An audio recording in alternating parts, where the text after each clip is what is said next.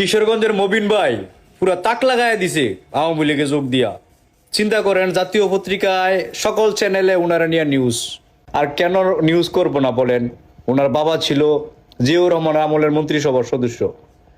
উনি ওনার কিশোরগঞ্জের জেলা বিএনপির দপ্তর সম্পাদক এবং কিশোরগঞ্জের কোর্টের একজন এপিপি। তো ওনার মতো লোক যদি এখন জয় বাংলা জয় বঙ্গবন্ধু বলে, এটা তো স্বাভাবিকভাবেই অনেকের হাতে ঘা লাগার মতো না।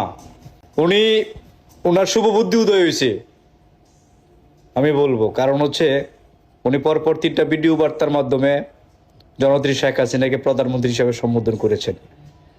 উনি বলেছেন যে শেখ হাসিনা বাংলাদেশের স্থিতিশীলতার প্রতীক, শুধু আওয়ামী লীগের নয়, এই শেখ হাসিনা সারা বাংলাদেশের সম্পদ। তো ধন্যবাদ, অভিনন্দন মবিন ভাই, আপনাকে নিয়ে আমরা আগামী দিনে দুর্বার আন্দোলন গড়ে তুলবো ইনশাআল্লাহ।